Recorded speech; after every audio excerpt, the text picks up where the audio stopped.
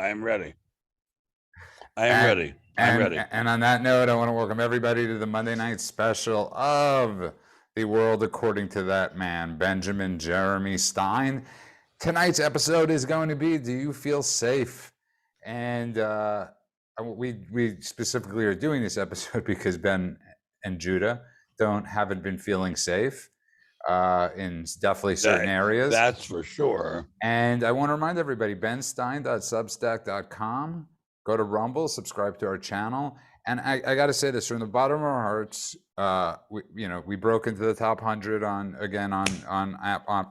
all Apple Podcasts and news and commentary. And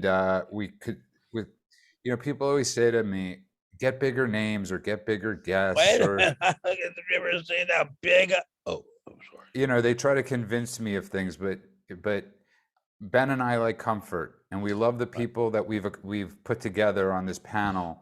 And there is nobody bigger or better than Gary Collins from thesimplelifenow.com. How could you get bigger than me? And that's what I say to people. I say to people, who would be a better guest? Who would be a better guest than Rob Kendall or Ben Boychuk or Ken LaCorda or the other people that we have on? And I'm so glad that Ben is slow and steady and likes. Or Miles Wakeham. Or Miles Wakeham, exactly right. And or Remzo, and likes. We love Remzo. And loves continuity. And continuity is important. I just want to thank everybody from the bottom of our hearts. And joining us tonight, a regular contributor, of course, to the Ben Stein Show, Gary Collins from thesimplelifenow.com. Gary, welcome. And the first thing I did today, I texted Gary when I saw that, and I said, thank you for all your help and all your support. It means the world to us. It sure does. It sure does. I'm just glad to be here. Well, we're very glad to have you here. You're just a lonely pilgrim. And, of course, the show... No, he's a lonely teenager. Well, Bruce Springsteen. No, that is for God's sake, that's a Ricky Nelson song. No, Lonely Pilgrims from a Bruce Springsteen song. I said a lonely teenager. But I started it with Lonely Pilgrim. Okay, I don't know that song. Rick Nelson, now it's a name I haven't heard in a long time. What, Ricky Nelson? Yeah. I love him. I think the only people that are talking about him are his... My mom loved him too. Are his kids, the Nelsons, his mother. Right? Okay. Harriet, Ozzy. David. Yeah. And his kids were really successful for a minute. They had a huge #1 song called Nelson, right? That's the same one, Gary, right? I did not know that. They were called the Nelsons, but I can't remember. I'm almost positive the song they are. Ringing in my head. Yeah. Ozzy and Harriet was an incredibly great show in the 50s. And my sister, God bless her soul, and I watched it. And thought, wow, this is the way American family life is supposed to be. A safer time in America. But on that note, and of course, the show wouldn't be complete without America's humble servant, actor, writer, provocateur, saint-centered lover, grandfather, mathematician, statistician, economist, husband, son, but most importantly, Dr. Benjamin Jeremy Stein. The surgeries I've been doing lately have been classified by the CIA. I cannot discuss them, except to say, we have found that spark in Putin's eyes that says the man has a soul. I love that came from Bush. But getting back to it, I want to get right off the... Okay, so this is how this started. Ben called me up the other night. I think it was not last night, so the night before. And it was last night. Or it was yesterday, and he said, did you hear the Troubadour was robbed at gunpoint? Now, for people that are not familiar with the Troubadour, it's one of the oldest and most classic venues in Los Angeles for rock music, for all forms of music, and it's just one of those classic places. Now, wait, something else about it that's interesting. First of all, you couldn't find the story anywhere, and as I've said to Ben, and he gratefully attributes to me, if you don't hear about the story or know immediately who the perpetrators were, well, we'll let you assume who and what they might be. But that's not the kicker to this story, America. If anybody is familiar with the Troubadour, where it is, Gary, I'm not kidding. It's 3 blocks away from the sheriff's station. Okay. And it's 3 blocks away from LA County Sheriff. And it's 7 blocks away. No, I know I've been by there. I was trying to remember where the heck it was. That makes sense. It's 7 blocks away from the Beverly Hills Police Department. And it's almost exactly 8 blocks away from wifey in my house. Yeah, and Ben, if Trump, whoever, if really the Republican message, I'm really starting to think should be make America safe again. Or make America safe. I mean, I keep thinking to myself now, where did all this violence come from? It came from an incredibly simple concept, which the Democrats have hammered home, which is there's not going to be any punishment. There can be crime, but there's not going to be any punishment. And you African American people who are bored and restless, you Hispanic people who are bored and restless, you white people who are bored and restless, go out and rob a store. Nothing bad is going to happen to you, and you'll wind up with some pretty nice loot from stores that you could not normally afford, and you're going to be happy campers. And if we catch you, we'll let you out. Yeah, that's completely right. And Gary, this, I mean, talk about brazen. I mean, to rob a joint in between two. Well, not only did they rob it, they robbed it. I don't know if Judah happened to see the weapon that the robbers used. It's a very, very powerful 7.62 millimeter assault rifle, the HK 417. Really scary weapon. They cost $3,500 roughly, and that's when you can get them. And it's pretty damn hard to get them. So we're dealing with really hardcore criminals here. We're not dealing with people who are just casual, fun-loving teens. No, you're completely right, Gary, Ben, and Gary. A friend of mine. I'll let you get to this, but a friend of mine was sharing with me that a friend of his was at a wedding in Chicago, and they valeted the car, and somebody got in the car and just drove off. And I'm talking about a really nice suburb of Chicago. They just got into the car. I don't doubt it. And wait a minute, don't you lock the door here? This dog is scary. I'm not kidding. Go lock the door, please. So Gary, I'm not kidding about this. Ben has quite a few doors to his house, and we're not going to give the address. But You're not kidding. You're not kidding. He's been locking all the doors. It used to be all open. It used to be and my God, Gary, so much has changed so quickly. I know it's frightening. For a couple of years now, I've been noticing a very large change in the complexion, so to speak, of the people shopping on Rodeo Drive, which is a very, very expensive shopping street. And now people with that complexion apparently are robbing these incredibly expensive stores. It's funny, I was at one of these incredibly expensive stores today looking for a gift for my wifey. And I said to the people behind the counter, well, now for a change, they're robbing you instead of you robbing us. But anyway. That's quite funny. That's actually very funny. But Gary, go for it. Well, you guys haven't heard the news, though, right? Now, white supremacists have jumped into the game, and they're starting to rob stores. But the only catch is they're all black. But other than that, they're white supremacists. So the Democrats have spun this appropriately. That's very, very, very good. That's very, very good. That's very, very good.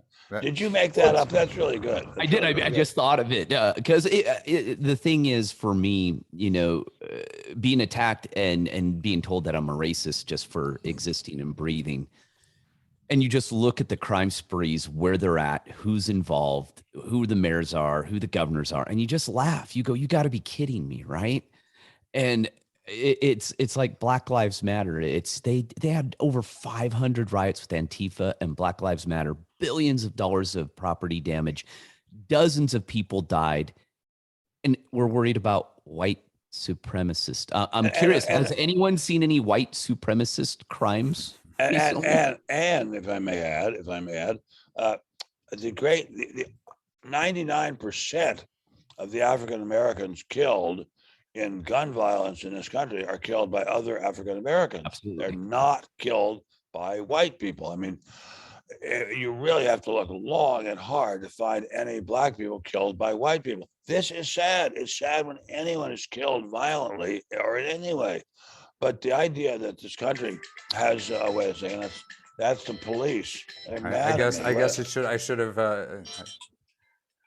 That's a friend of mine who's a doctor, a real doctor, Dr. Pepper. Well, you'll like Anyways, this stat I heard today. This will amaze you. This is the first time I'd ever heard this stat, that if you're a white police officer, it may have been a police officer in general, that you have a 400% more likely chance to be killed by a black person than a white cop killing an unarmed black person. Wait. I don't think that even comes close to the real numbers. No. There are almost no white cops killed by white people. There are almost no black cops killed by white people. White people do not use guns to murder in general. In movies, yes, but in real life, no. And Well, I'll learn that. But white people also do not rape as much as some other people do. Why that is, I percentage don't know. wise, because this is where people will get Percent. you. No, I don't care. No, I know. I'm just saying. The number of rapes committed by white men, it's too many. Any is too many. Right. No, we shouldn't have any rapes. But in general, this is not a phenomenon of Caucasians. Well, and what you're seeing now, it's become so brazen. I think it started off as, your low level looters, your Black Lives Matter, your Antifa, your hood rats, your gangbangers. Now what I'm seeing is it's becoming more organized. You're starting to see the true hardcore criminals come out of the woodworks because they're all, we don't even have to plan anymore. We don't even have to scope the place out. Right. We just go there and we take everything. And this $950 limit is complete BS because they're not prosecuting anyone. Period. Right. And by the way, the biggest, unbelievable. Just so you know, the biggest enforcing the law. The biggest disparity, just so you know, is statistically speaking, is between murder and robbery. That is truly the biggest disparity in the grand total of percentage wise. Sorry? What is it? Between black and white crime.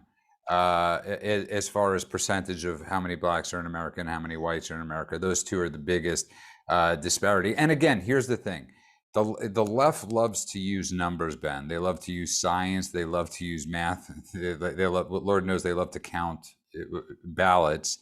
But when we look at actual statistics and we look at actual things, we're called a racist. And all people have to do is Google these same numbers that I'm looking at. I was texting somebody yesterday and I said to them, 60,000 people between the ages of 0 and 60,000. This is 0 and 17. 60,000 people have died in a past year or two, right? In that age demographic. And by violence, I don't think so. No, in a whole slew of ways. I'm not saying in any which way. 614 have died from COVID. My point being is, you really, people don't look at it. They look at the numbers that they want to look at. They don't want to look at the numbers that are right in front of our faces. You brought up countless times, the reading and writing and proficiency level in certain communities. Numbers sometimes, truly, Ben Stein, do not lie. You being a mathematician and a statistician. Well, the sad fact is the numbers tell a very sad tale about America's African-American community. And this has now become a problem for everyone for a very long time. It was a problem mostly for the blacks, but now the blacks have figured out that thanks to the example of Joe Biden and the Democrat Congress and Democrat judges, Democrat governors, Democrat district attorneys, this problem is spreading to everyone. I mean, if you are not safe in a neighborhood where the houses cost start at around 12 million, 10 to 12 million, where are you going to be safe? Gary, I know that's a huge problem. Gary Collins trailer park, white trash trailer park. Because everyone's got a gun and a hunting rifle at the very least. But I agree. That's the thing is, if you live in one of these cities, you've got to be walking on eggshells. I mean, the stress level. Think of it. You're triple masked. Yeah, you got to have a card to get into any store or eat. If you get in there, there's a chance you get robbed. So I can't imagine living. Okay, I just wanted to, so when we were in Malibu together last night, and when I got home from Ben's house, I wanted to pick up like a snack at a 7-Eleven, one of those really unhealthy. offered me food? You're looking for some Ben healthy- offered me a pizza. No, I wanted it. I was in the mood for a sweet, okay? I wanted a sweet, Ben Stein.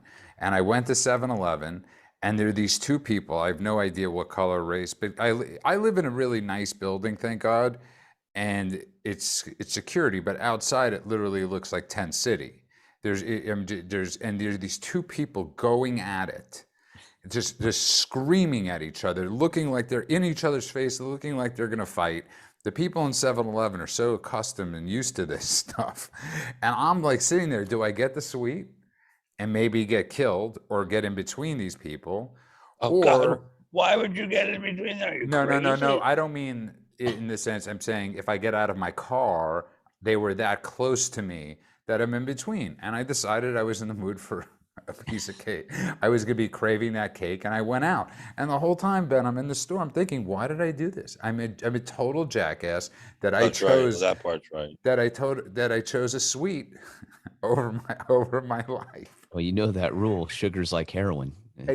But Ben, these are the decisions. You couldn't escape it. You couldn't escape it. But Ben, these are the decisions Americans are having to make because there are no police officers around. I know, and because the police have been castrated by the media, the judges, the district attorneys, the left-wing movement in this country that controls way too much of the society. It is a really scary thing. And here's the thing, Gary. So make America safe again, however you want to say it. They have to be willing to be called whatever names they're going to be called, the Republicans, because at the end of the day, the suburban moms who were hoodwinked and lied to by big tech and the media, and into believing that that whatever you want to call Biden was going to bring stability and safety to our country. It is, I mean, they must be sitting at home right now saying to themselves, what the fuck did we do? Well, Gary? you know, it said, I'm sorry, Gary, you're asking Gary, sorry. Well, I don't think they know what they've done, to be honest with you. I think they live in such an idiot vacuum. They have no idea how the common person lives or people have to deal with in the city. Because here's something, as a former law enforcement officer, I know what's going on. This is what no one's talking about. So the border's open. We know that these major cities, you can go in and commit crimes without any repercussions. Well, guess what these drug cartels and gangbangers are doing in Mexico? Well, and from Central and South America, they're crawling up because they know they can get through the border. And guess what? No one's going to stop them on the way back. They can go back, no problem either. So they're going to cut through. And these are what you're going to see as the crimes start to elevate, as these cartels start to roll into the U.S. to commit. They're like, why sell drugs? There's a risk to that. We're going to start knocking places off and kill people. No one's going to do anything to us. Ben, the point Gary is bringing up is brilliant. Very good point. Because very good point. It's taking the broken glass theory, or it's shattered glass theory, to a whole broken window theory to a whole other level, right? It used to be get the squeegee people off the street, and crime goes in a sense, but crime has gotten so bad in our country that these people are going to come. You can't no longer get rid of the squeegee people. Ben, mean nothing at this point. No. Well, the squeegee people are afraid they're going to get robbed. That's exactly people right. are really scared, and I would say I talk to people who are devoted left wingers. I have a very, very, very close friend who is a giant ultra billionaire left winger. He just says, they don't pay, and he lives just a few blocks from me in Beverly Hills, and not as nice a house as I have, even though he's a billion times richer. Anyway, he very, very wonderful guy. He's been my friend for a long, long time. He says, I'm just not going to pay attention to the crime. Just not going to pay attention to it. So there you go. Until he gets hit, until he gets burglarized, until he gets killed, until a family member of his. He told me his wife walks their dog in their neighborhood every evening, and she doesn't feel any danger. And I said to myself, I hope and pray, my dear friend, that she never does. And on that note, if you just tuned in, you are listening to the special of Ben Stein on a Monday night. The question is, why is it that the propensity to commit violent crime is so wildly higher among African Americans than among other ethnic groups. Why is that? And No there, father figure, no father figure, poor no, education. no discipline in the home, no discipline in the schools, nothing to aspire to, and so they find their balls, so to speak, by belonging to a gang or by committing crimes, and it's really heartbreaking. But unfortunately, it's heartbreaking for those of us who are law-abiding citizens too. I mean, yes, it's heartbreaking for the African Americans, but it's also heartbreaking for those of us who are not violent criminals. And it's heartbreaking for the people in those communities that want to be safe, and that's the You most bet, hard. you bet. And that's the most. That's the There's most see, hard. there's a statistic of all the Black people in this country. Way less than half have committed violent crimes. So it's not as if every Black person is a violent criminal. That's not even remotely close to true. Those who are safe, secure, law-abiding citizens, they're the ones who are suffering the most. Yeah, and Gary, and they're the ones that are going to have to be the one that really have to start raising their voices. It's going to have to They're be. gonna have to raise the gun. It's going to have to be the honest alderman. I mean, I can't. Honest alderman? Are you kidding? I know it's an oxymoron, and a lot of people don't even know what an alderman is. But or honest community organizers, Gary. But right, them too. That's good. Let me know when you find them. But this is really where it's got to start from. It's got to start from your own. It's got to start from your own neighborhoods. There's only so much we could do. I mean, what are we gonna? I've jokingly said this in a sort of serious way. We know when crime happens in Chicago and in these inner cities. Why not just have monstrous lights over these cities for a 72-hour window over the weekend? Just make it like it's like daylight. I don't think it would stop it, because the police will just say to themselves, well, now it's going to make them easy to identify us, sue us, fire us, take away our pension. I mean, if you're a policeman, you've got to pay bills, you've got to send your kids to school, you've got to pay for your life insurance. You've got a lot of bills to pay. Why should you throw away your career and your income to intervene in crimes, and all you're going to get from it is being called a racist? Why should you do your job when you get paid so much better for not doing your job? And it's not, but I believe the police actually want to do their job. I think they want to too. Yeah, I believe they have powerful incentives for them not to do it. Well, it's more than that, Gary. I mean, it's like if you're to apprehend a suspect, everybody's filming it. You got your police body cam on. Before we know it, there's a 30-second clip of that officer with no nuance to the situation. Right. And all of a sudden, that cop is on Twitter. That cop is all over. You got Al Sharpton and every single other humanitarian to the Black community standing outside screaming about racism. And it's just, if you're a police officer, Gary, why? Well, not only that, but then they leak the officer's home address out. They do that in almost every situation, and they take a clip.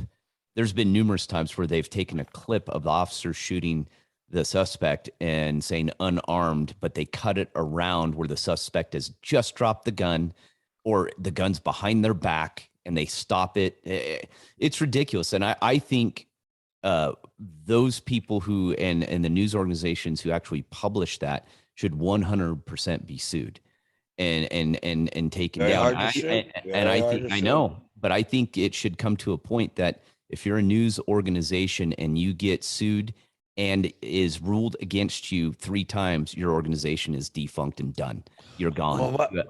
I think that would fix the problem. May I respectfully say, we already know that BLM is a complete fraud. We already know that. That's already incredibly well known. And yet the overwhelming majority of their funding comes from gifts from white people. It wouldn't matter even if the overwhelming majority of their funding came from gifts from Black people. It's still a fraud. It's just a big fraud. As far as I can say, maybe I'm wrong. I don't think I am. But what are we going to do about it? I mean, what are we going to do about it? We have guns. We have houses way far out in the suburbs. We have, they keep telling us people live in Beverly Hills that we have the best patrolled areas in the world. I don't believe it. I don't see many people patrolling around here. And I would just wonder, where are our patrols? I got to be honest with you, and everybody knows I'm one of the biggest Trump sycophants out there. But I've often said that it was a huge mistake of his not to put the National Guard in the inner cities. And I got to tell you, he would have faced blowback, but he would have had a lot of support. A lot of people would have been supporting him, saying, "How dare you, you racist? Thank God you've done that." And I really think Donald Trump, if he does decide to run again, that should be a big thing, is basically saying to these police department. Do you know what the cop said? That head cop that got fired because he got caught that with the Jussie Smollett thing.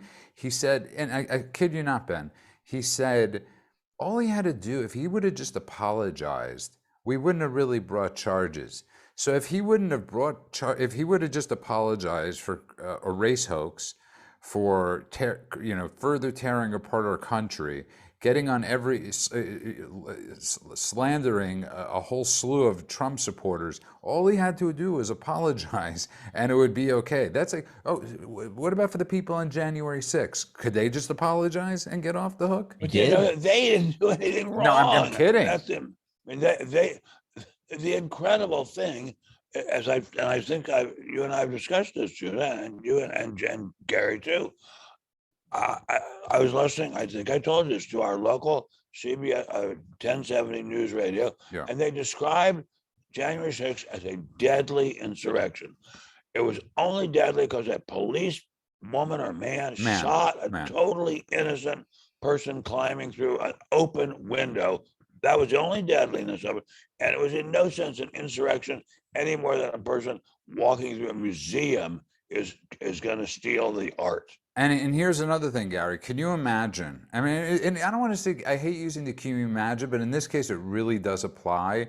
It was a black officer that shot a white woman. With a checkered past in law enforcement. Right. Can you? The guy who left his gun in the crapper. Yeah. Can you? Lied about it. Can you imagine if in any of these places like Portland or where they were breaking into federal and state buildings, if this would have been reversed, this cop would have obviously probably gone to jail. This cop would have, we would never have heard the end of it. This guy, nothing, absolutely nothing. No, and why is that? Why is there? There's, I guess, in the District of Columbia, there is not one single honest district attorney who would pursue it. Ben, there's not one. I hate to say this. There aren't many honest district attorneys in the United States of America at this point. And Gary, it's you. I mean, just so people understand this, Gary served our country for over 20 years. He's just not some numbnuts that we have on this show because he's a fan of Rush.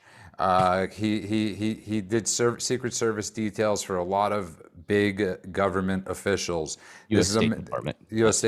State Department. Okay, that's a big thing, and you've served your country, and you're an honorable and good man. I've been in areas where the National Guard was deployed, and let me tell you, it's scary, even in law enforcement, because it is full blown riot. I mean, it is on at that point. And Jussie Smollett, what people ignore about that is they're forgetting the time frame that he did that in a very volatile time of America, and he could have lit this place on fire. He was real close to that, and this guy needs to go away for a long time. Well, if I may say this, because he could have really caused some damage. If he wouldn't have gotten called out right away and got lucky because it was so over the top, he could have started a race war. He was that close. If I may say so, just one look at his face tells you he's a liar. And everybody knew. Literally, it was everyone knew he was lying. It was like everybody knew he was absolutely lying. And I love how they said that. I love the jurors that they said. The proof to them was, I'm not kidding, one of the things they said was the proof that the Subway sandwich was fully intact. And I'm like, that was what, God, please never let me get that jury. If it was the Subway sandwich, Ben Stein. But, and we're talking about serious stuff. And if you just tuned in, you're listening to a special edition of The World According to Ben Stein. And we're asking, do you feel safe? And I got to say, Ben, this isn't just do you feel safe as far as crime. I don't think a lot of Americans are feeling safe right now financially. I don't think, no, Ben, they I have don't a know lot, about that. I don't know about Ben, they have quite a few studies where people where it's over at least 55% of Americans are terrified of inflation right now. They're terrified of terrified or worried. Ben, if you, Seriously, I don't think people, but we're not yet at the stage where people are terrified. People are worried. And I have to say, I was shopping today for a gift for my big wifey, and I was staggered at the inflation I've seen at a store that I'm familiar with. Staggered. and that's my point of what Republicans truly need to run on is, do you feel safe? Because safety is not just, obviously a big thing is, your bodily harm, but it's financial harm, it's future harm, it's your grandkids harm, it's your kids harm in the future. I with the greatest respect, You know what that means? It means, yeah, it means you're full of shit. Yeah. It means that the inflation is a nasty problem, and I hate it. But compared with feeling unsafe, opening your door in Beverly Hills, the financial problem is a small problem. yes, you are right. But what I'm saying is, you could put all these things together. It's not a good feeling to wake up in the morning and not feel safe. And we've spoken about this on many levels, financial levels. Then you walk out of I totally agree. out of your door and you're going to get cold cocked in your head, not feel safe. I totally agree, but the physical danger, Yes. at least to me, is by far the worst. The fact that we have now begun an uprising. I mean, the leftists talk about an insurrection January 6th on Capitol Hill. That was not an insurrection. That was just tourists. But we are seeing an insurrection in terms of criminals robbing stores and robbing individuals. And that's a really horrible thing. And it's so fascinating to me that we have this well-to-do black man in Truesdale, a very, very fancy part of Beverly Hills, and his wife was murdered, just murdered, shot dead by robbers, a robber who was an African-American human being. And nobody even bothers mentioning it anymore. It was news for about an hour, and that's it. Can you imagine though? If that guy had been white, If the guy had been white, obviously that would be out of control. And Gary, this goes to Gary's point, which is the media being culpable in gaslighting a country, and they've been doing this for quite a while. And this regime just is absolutely so deafening. It's so mind-boggling. Silence is deafening. The silence is deafening. And Gary, I mean, yeah. So I don't want to do a long show tonight because we're going to be back tomorrow night. And I have to make dinner for the goddess. And Ben's got to make. Saints. But Gary, dinner nobody for the saint. For the saintess. And Gary, this is final thoughts. You're living in Arizona. You live. Obviously it's going to get to your part too, essentially, and I know you're locked and loaded and you could defend yourself, but it still is a scary thought. You live in sort of the outskirts of town. Yeah. And wait a minute, isn't that a Bruce Springsteen song? I'm sure if you say outskirts of town, it could be any folk person, sort of rock musician. It's Bruce Springsteen. Anyways, Gary, how do you feel about this? Do you feel safe? Yeah, I mean, it's a difficult one because I pick places to live where I feel safe, to be honest with you. Things can change quickly, and for a lot of people, it has. Where I live, people out here don't put up with that shit. I'll just leave it at that. It's pretty much the whole town's on the same page. I'll just say that no one's going to put up with that. Have we seen a little bit of an influx of stuff from the border? A little bit. But it's mainly in the cities. I mean, you're talking Yuma, of course, Yuma. Phoenix is going to get hit, some parts of Tucson, but I don't live there. So You know what I mean? It's all relative to where you live. And I've always told people that's why the most valuable thing you can do in this country is vote with your feet. You know, you can, if you live a life of freedom, you live within your means, you follow the three-legged stool that I teach, you can pick up your shit and move anywhere. And you find that Well- on thesimplelifestyle.com and Gary's brilliant and amazing podcast. And I forgot what I was going to say to Ben. I want to thank you.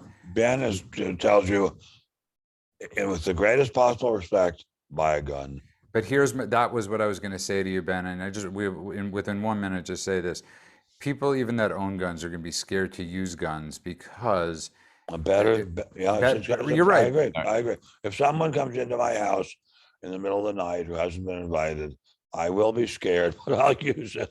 Right. And I'm saying a lot of people are so scared of the repercussions. Look at that couple that went outside their house with the guns in that gated community as the gates were being broken down and they were being prosecuted. And better to be prosecuted and alive than dead.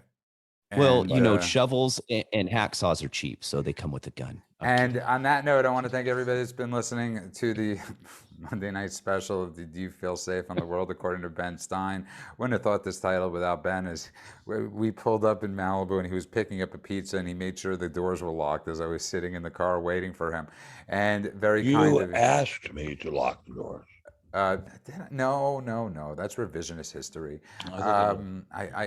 What is that word you use? I humbly.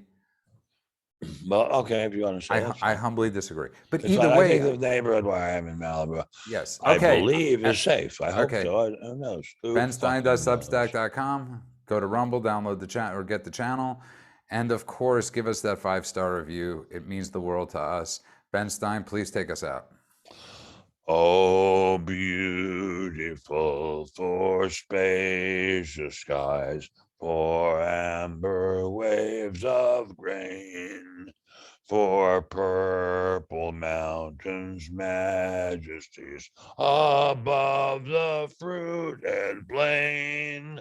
America, America, God shed his grace on thee and crowned thy good with brotherhood from sea to shining sea.